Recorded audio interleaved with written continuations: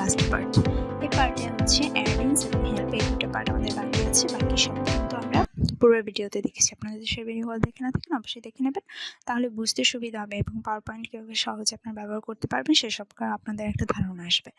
এখন আমি বলি অ্যাডিংসটা হচ্ছে, আপনি ধরুন মাইক্রোসফট পাওয়ার পয়েন্টের একটা সফটওয়্যারের সাথে যদি আরও আদার্স কোনো সফটওয়্যার অ্যাড করে তারপর আপনি কাজ করতে চান, সেক্ষেত্রে আপনি এখান থেকে করতে পারবেন। যেমন ধরুন আমি এখানে ক্যামথেসিয়াটা অ্যাড করে রেখেছি, আমি যখন রেকর্ডিংয়ে দিব জাস্ট ক্লিক করলাম, এরপর দেখুন এখানে কিন্তু এই যে ক্লিক টু বিগিন রেকর্ডিং, এখানে ক্যামথেসিয়ার যে রেকর্ডিংটা সেটা এখান থেকে শুরু হয়ে যাবে। যদি আমি এখন ক্লিক করি, আমি এখানে আমার ভয়েস দিতে পারবো, চাইলে আমার ফেসও আমি ক্যামেরার মাধ্যমে দেখাতে পারবো ইত্যাদি কাজ। কেন ক্যামথেসিয়ার যেই ফ্যাসিলিটিগুলো সেগুলো কিন্তু পাওয়ার পয়েন্ট প্রেজেন্টেশনের সাথে অ্যাড হয়ে গেছে। আমি স্কিপ দিয়ে দিলাম। এরপরে যে অপশনটা আছে দেখুন, এটা হচ্ছে যদি আপনি অডিও রেকর্ডিং করতে চান, যে শুধু আমি ভয়েসটা রেকর্ডিং করবো, সেক্ষেত্রে আপনি সেটা এখান থেকে করতে পারবেন। এর পরের অপশনটা হচ্ছে রেকর্ডস ক্যামেরা, অর্থাৎ আপনি ক্যামেরা ওপেন করে রাখবেন, আপনাকেও দেখা যাবে, সাথে আপনার ভয়েসটাও দেখা যাবে এবং পাওয়ারপয়েন্ট প্রেজেন্টেশনটাও দেখা যাবে। এটাই হচ্ছে মূলত তিনটা দিয়ে হচ্ছে ক্যামেরা সেট আপ বা রেকর্ডিং করা হয়। এরপরে যেটা আছে সেটা হচ্ছে উইন্ডোজ বা প্রিভিউ। এখন আপনি উইন্ডোজের কতটুকু আপনার এখানে আনতে চান সেটা এখান থেকে আপনি শো করাতে পারবেন। এই কাজগুলো এখান থেকে সেট করতে পারবেন, যে আপনি হাফ দেখাবেন নাকি পুরোটা দেখাবেন, এই কাজগুলো এখান থেকে করা যায়। এরপরে যে অপশনটা আছে সেটা হচ্ছে ক্যামথেসিয়া রেকর্ডিং অপশন।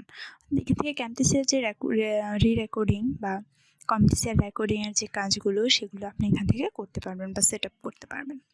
সো অ্যাডিংসটা মূলত হচ্ছে একটা সফটওয়্যারের সাথে আরেকটা সফটওয়্যার অ্যাড করে আপনি রেকর্ডিংয়ের কাজ বা এডিটিংয়ের কাজ ইত্যাদি কাজগুলো আপনি এখান থেকে করতে পারবেন। পরের যে অপশন আছে সেটা হচ্ছে হেল্প। এখন ধরুন আপনি এই সফটওয়্যারটা চালাচ্ছেন, আপনার সফটওয়্যার চালাতে কোনো প্রবলেম হচ্ছে, বা আপনি ওদেরকে কোনো ফিডব্যাক দিতে চান, বা আপনার হচ্ছে কোনো প্রবলেমের সম্মুখীন হচ্ছে যেটা তাড়াতাড়ি ওদের একটা সাপোর্ট দরকার, সেক্ষেত্রে আপনি ওদের সাথে এখান থেকে হেল্প থেকে কন্ট্যাক্ট করতে পারবেন, যাতে করে আপনার সমস্যাটা তাড়াতাড়ি সমাধান হয় সেই বিষয়ে ওরা কাজ করবে। এরপর নিচের যে অপশনগুলো আছে এগুলোর সাথে আমরা একটু পরিচিত হই। যে প্রথম যে অপশনটা আছে সেটা হচ্ছে নোট। এখানে ক্লিক করলে আপনি একটা স্লাইড সম্পর্কে কিছু নোট এখানে অ্যাড করে রাখতে পারবেন। এই স্লাইডটা আপনি কি ধরনের বা কি কাজ করেছেন, কি ধরনের ডিজাইন করেছেন, এগুলো আপনি এখান থেকে নোট করে রাখতে পারবেন। এরপরে আছে কমেন্ট। এই কমেন্টে আপনি হচ্ছে স্লাইডের বিভিন্ন টপিকের জন্য আপনি কমেন্ট লিখে রাখতে পারবেন, যে এই টপিকে ছোট্ট করে লিখে রাখবেন যখন আমি স্লাইডটা কারোর সামনে প্রেজেন্ট করব, যাতে এখানে কোনো প্রবলেম না হয়। এরপরে যেটা আছে দেখুন, এটা হচ্ছে নর্মাল একটা ভিউ দিচ্ছে। এরপরের যে ভিউটা আছে শর্টস, এখানে দিলে হচ্ছে যতগুলো স্লাইড আছে সবগুলো ছোট ছোট করে এখানে শো করবে। পরেরটা আছে বুক, হ্যাঁ দিলে বড় করে পেজটা আসবে যাতে আপনি সেটা পড়তে পারেন। এরপরে আছে আমি নর্মালি রাখলাম। এরপর আছে স্লাইড শো, এটা তো আমরা জানি স্লাইড শো দিয়ে মূলত প্রেজেন্টেশন হচ্ছে শো করা হয়।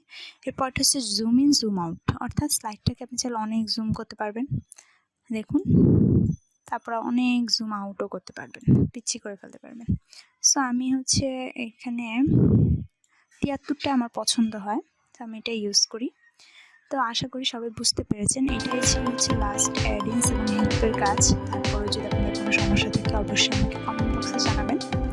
লাইক, শেয়ার এবং সাবস্ক্রাইব করতে ভুলবেন না। থ্যাংক ইউ, আল্লাহ হাফিজ।